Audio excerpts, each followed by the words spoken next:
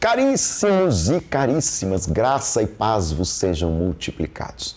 Nós estamos numa série belíssima de estudos aqui no nosso canal do professor Daniel Ramos, e eu não posso deixar de esquecer de te pedir para se inscrever aqui no nosso canal e clica no curtir para tornar relevante esse vídeo. Nós estamos trabalhando aqui neste vídeo Apocalipse capítulo 3, versos 14 ao 22. Uma convocação urgente ao fervor espiritual. Vamos ver o que a introdução vai nos falar? Primeiro ponto da introdução. De todas as cartas às igrejas da Ásia, esta é a mais severa. Jesus não faz nenhum elogio à igreja de Filadélfia. Segundo, a única coisa boa em Filadélfia era a opinião da igreja sobre si mesma, e ainda assim, completamente falsa. Terceiro, a cidade de Laodiceia foi fundada em 250 a.C. por Antíoco da Síria. A cidade era importante pela sua localização, ficava no meio de grandes rotas comerciais. Era uma cidade rica e opulenta. Quarto, a igreja tinha a cara da cidade. Em vez de transformar a cidade, ela tinha se conformado com a cidade. Nada parecido com os dias de hoje, claro. Laodiceia era uma cidade da transigência, né? E a igreja transformou-se também em uma igreja de transigente. Os crentes eram frouxos, sem entusiasmos, débeis de caráter, sempre prontos a comprometer-se com o mundo, descuidados. Eles pensavam que todos eles eram pessoas boas. Eles estavam satisfeitos com a sua vidinha espiritual. Quinto ensinamento, aqui da introdução, a igreja de Laodiceia é a igreja popular. Satisfeita com a sua prosperidade, orgulhosa com seus membros ricos, a religião deles era apenas uma simulação. Na verdade, nem era uma igreja propriamente dita, parecia mais um clube. Sexto ensinamento, a igreja de Laodiceia destacava-se por 4 características. Primeiro, centro bancário e financeiro. Era uma das cidades mais ricas do mundo, lugar de muitos milionários. Em 61 d.C., foi devastada por um terremoto e reconstruída, sem aceitar a ajuda do imperador. Os habitantes eram jactanciosos de sua riqueza. A cidade era tão rica que não sentia nem mesmo necessidade de Deus. Nada parecido com as nossas igrejas hoje, imagina. Segundo, era também o centro da indústria de tecidos. Em Laodiceia produzia-se uma lã especial famosa no mundo inteiro. A cidade estava orgulhosa da roupa que produzia. Terceiro ponto desse subponto, né? Centro médico de importância. Ali, nessa cidade, havia uma escola de medicina famosíssima. Fabricava-se ali 2 ungüentos praticamente milagrosos para os ouvidos e os olhos.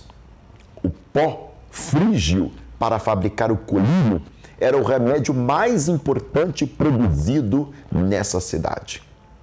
Em quarto, também era centro de águas térmicas.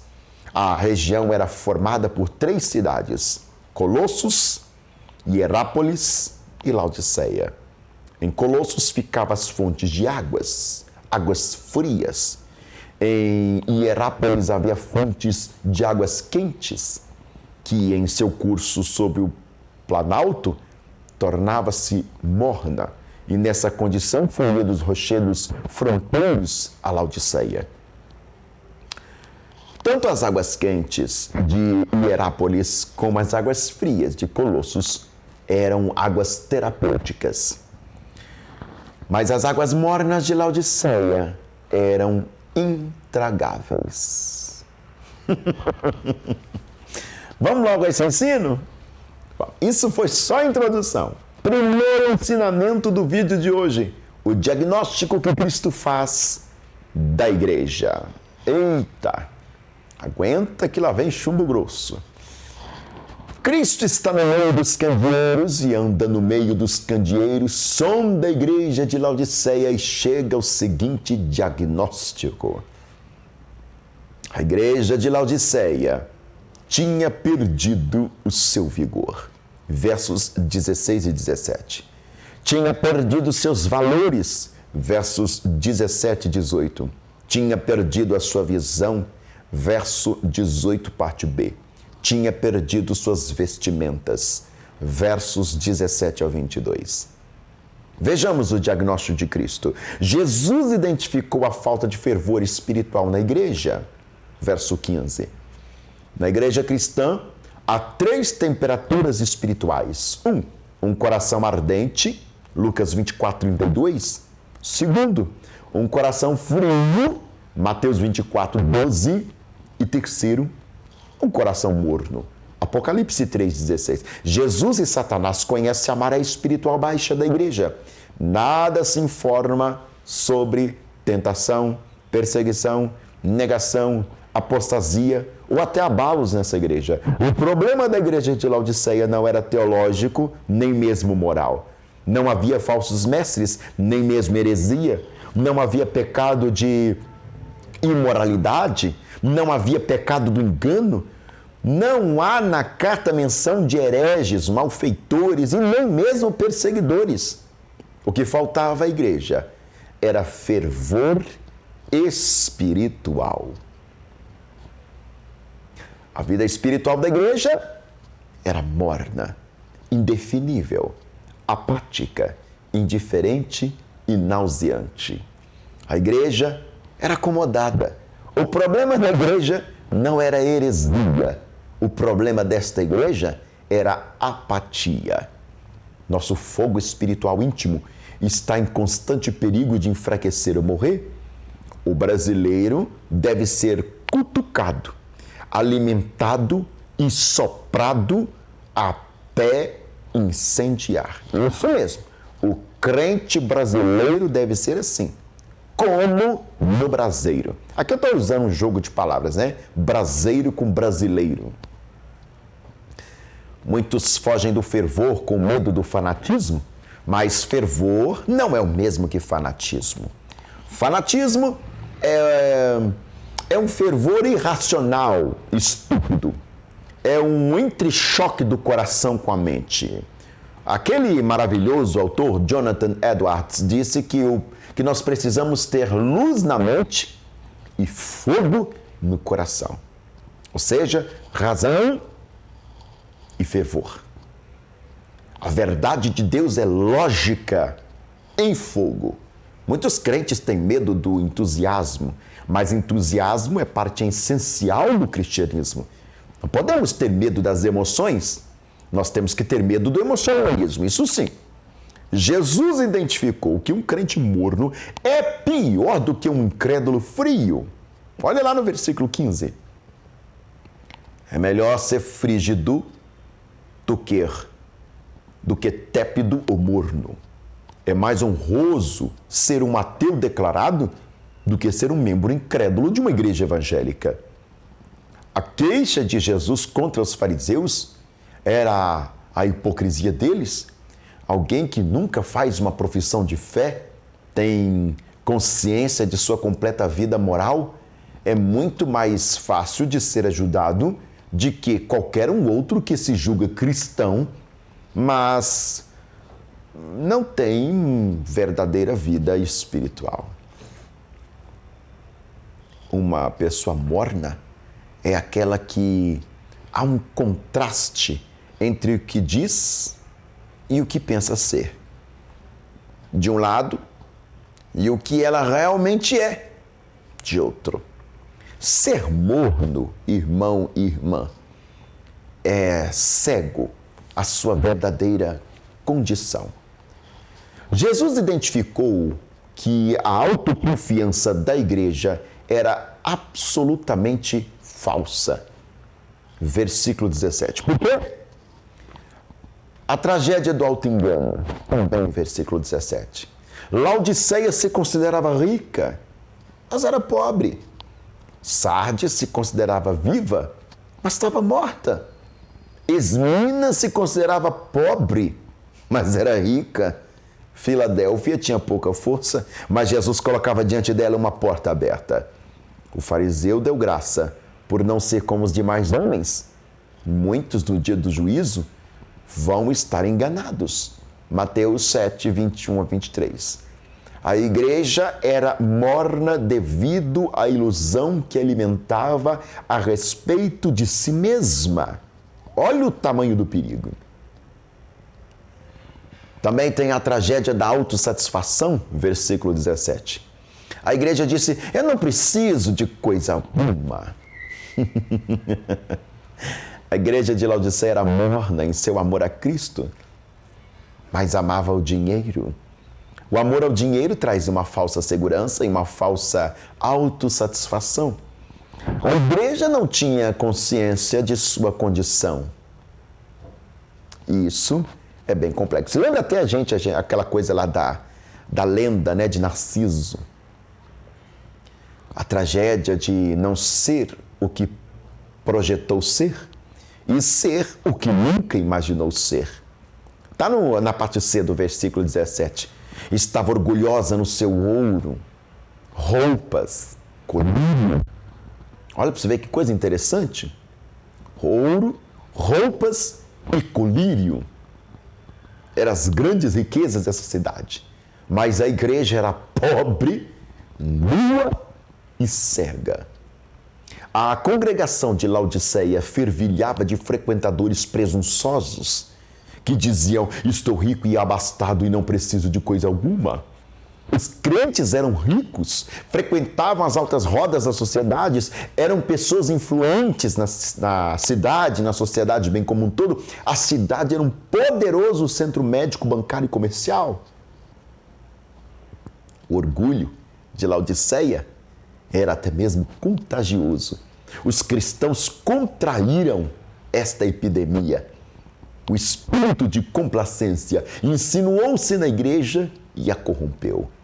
Os membros da igreja tornaram-se convencidos e vaidosos. Eles achavam que estavam indo maravilhosamente bem em sua vida religiosa, mas Jesus Cristo teve que acusá-los de cegos e mendigos nu. Mendigos, apesar dos seus bancos, cegos, apesar dos seus pós frígios, e nus, apesar de suas fábricas de tecidos. São mendigos porque não têm como comprar o perdão dos seus pecados. São nus porque não têm roupas adequadas para se apresentarem diante do Deus Todo-Poderoso. São cegos porque não conseguem enxergar a sua própria pobreza espiritual. Sua própria pobreza espiritual. Faz até lembrar que negócio é: examina, pois, o homem a si mesmo. Era um lugar médico, mas não conseguiria fazer jamais um autoexame. Jesus revelou que um crente morno, em vez de ser o seu prazer, lhe provoca náuseas. Verso 16. Você só vomita o que ingeriu? Você joga para fora o que está dentro. A igreja de Laodiceia era de Cristo, mas em vez de dar alegrias a Cristo, estava provocando náuseas a ele. Uma religião morna provoca náuseas. Jesus tinha muito mais esperança nos publicanos e nos pecadores do que nos orgulhosos fariseus. Fomos salvos não para nos deleitarmos em Deus e sermos a delícia da glória de Deus? Que outro motivo haveria? Somos filhos de Deus, herdeiros de Deus, herança de Deus, menina dos olhos de Deus, delícia de Deus. Mas quando perdemos nossa paixão, nosso fervor, nosso entusiasmo, provocamos dor em nosso Senhor, náuseas no nosso Salvador.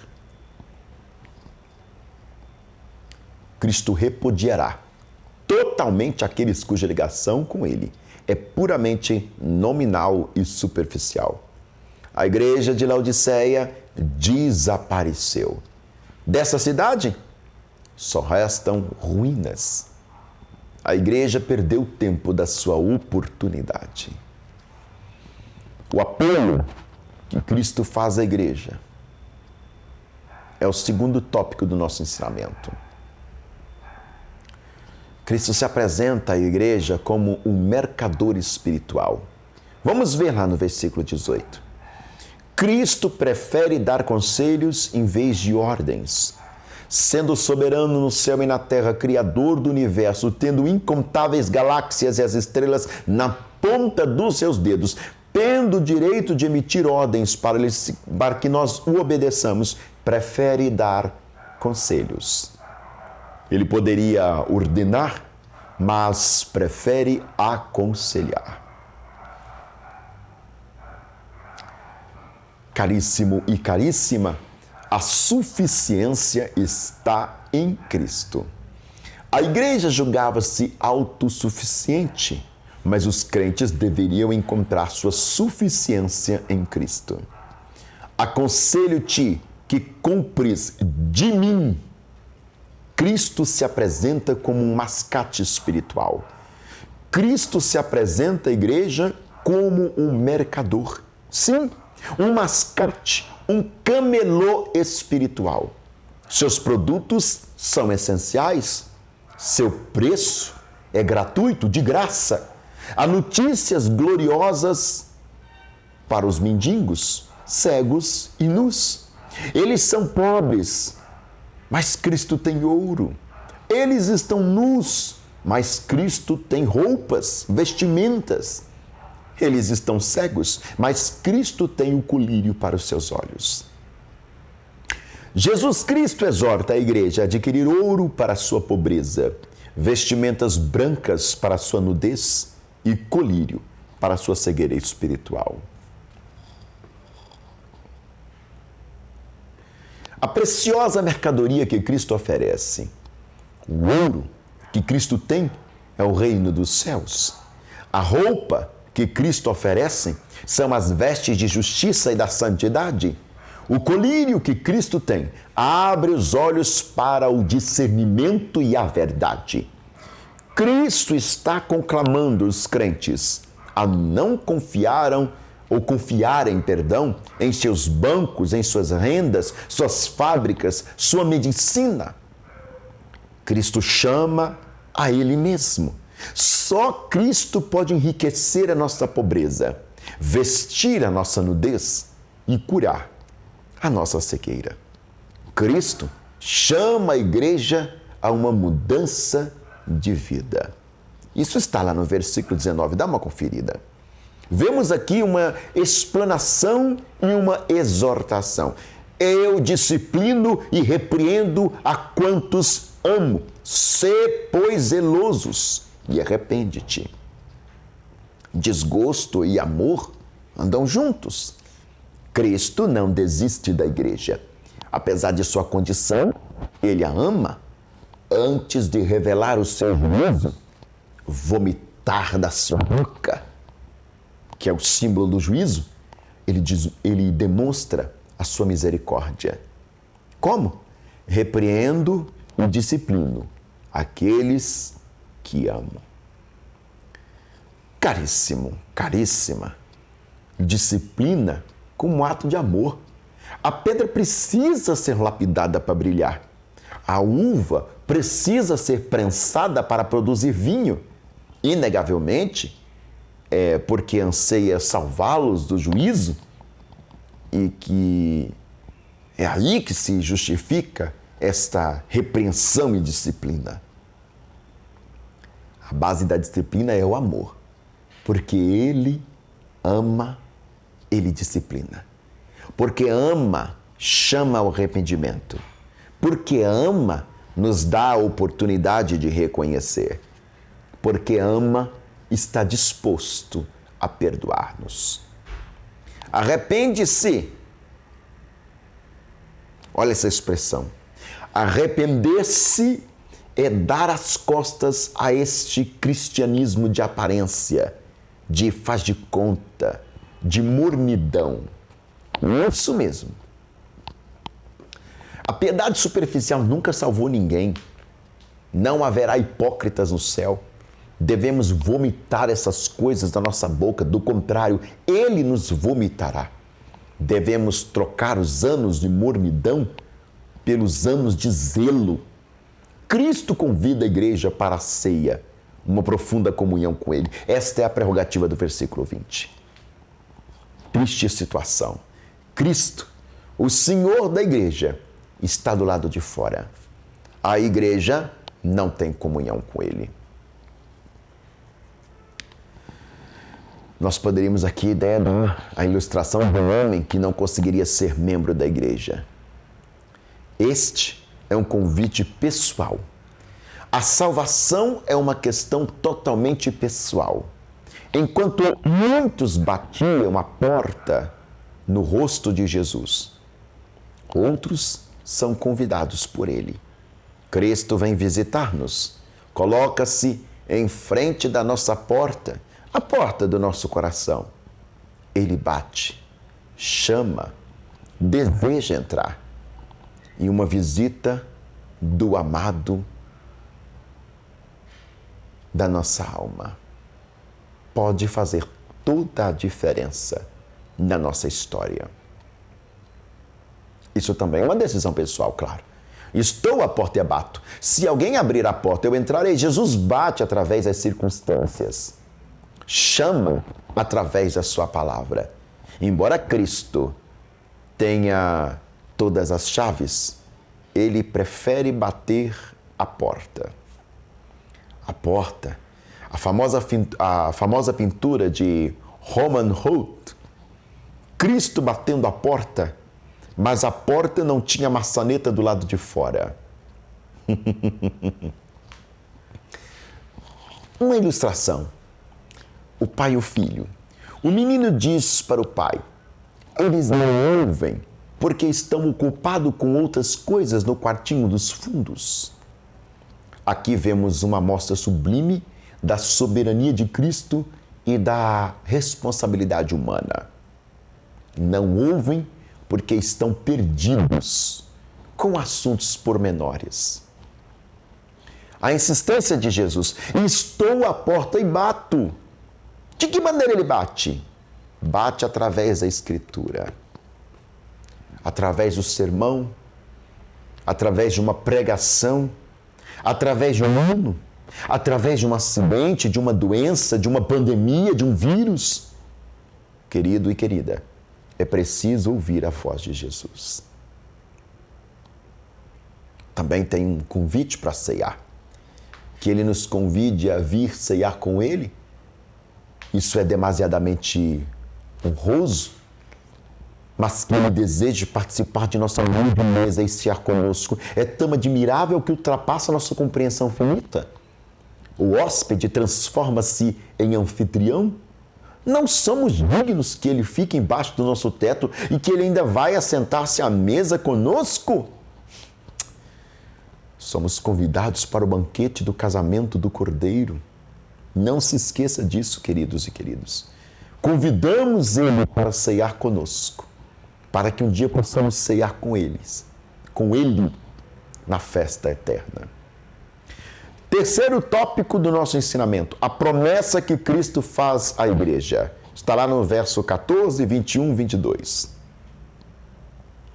Jesus tem competência para fazer a promessa. Versículo 14. Cristo é o Amém e a testemunha fiel e verdadeira. Para uma igreja marcada pelo ceticismo, incredulidade, intolerância, Jesus se apresenta como o Amém. Ele é a verdade e fala a verdade e dá testemunho da verdade. Seu diagnóstico da igreja é verdadeiro? Seu apelo à igreja deve ser levado a sério? Suas promessas à igreja são confiáveis? Em face da vida morna, indiferente da igreja, Jesus é a verdade absoluta que tudo vê, tudo sonda, tudo conhece. Ele cumpre o que diz. Nunca é inconstante. Jesus é absolutamente consistente.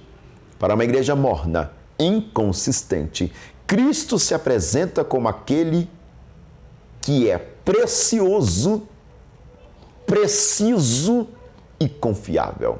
Jesus não apenas jura, ele é o próprio juramento.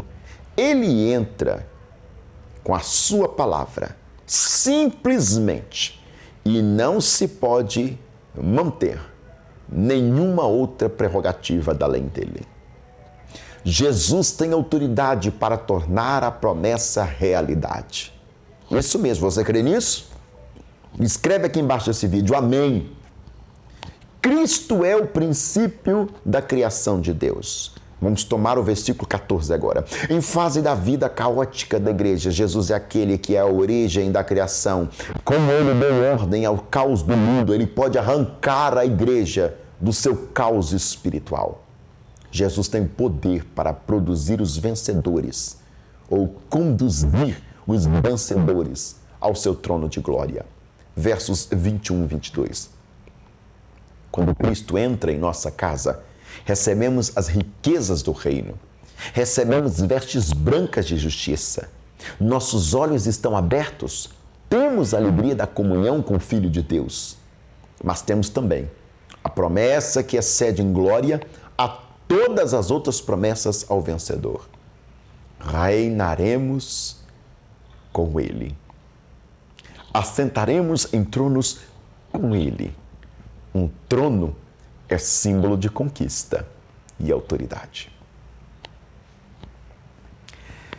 A comunhão da mesa secreta é transformada em comunhão do trono pública. Como Cristo participa do trono do Pai, também nós participaremos do trono de Cristo. Quando abrimos a porta para Cristo entrar em nossa casa,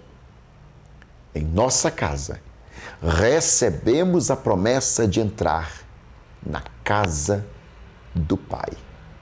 Quando recebemos a Cristo em nossa mesa, recebemos a promessa de sentarmos com Ele em seu trono. Vamos para a conclusão do ensinamento do vídeo de hoje? Mas a história não termina aqui. Com o capítulo 4 de Apocalipse, passamos da igreja sobre a terra à igreja no céu. Igreja militante, ou seja, a igreja na terra, com a igreja triunfante, a igreja no céu. Os olhos de João são arrancados dos companheiros em tribulação para o trono do universo. Diante desse trono estão querubins, os anjos e a igreja glorificada. O livro da história está nas mãos do Cordeiro e nenhuma calamidade pode sobrevir à humanidade enquanto Cristo não quebrar os selos. Além disso, os ventos dos juízos não recebem permissão para soprar sobre aqueles que foram selados pelo Espírito Santo. A segurança da igreja está garantida. Assim, depois que combatermos aqui o bom combate e completarmos a nossa carreira, emergiremos da grande tribulação e não mais sofreremos. Iremos nos juntar à igreja triunfante na grande tribulação, que ninguém poderá contar. Vinda de toda a nação, tribo, língua, povo, e ali estaremos com eles perante o trono de Deus. Ali nossas lágrimas serão enxugadas. Depositaremos nossas coroas diante do trono e adoraremos aquele que é digno para sempre. Possa o Senhor nos ajudar a ouvir o que o Espírito diz às igrejas. Deus abençoe a sua vida. Obrigado.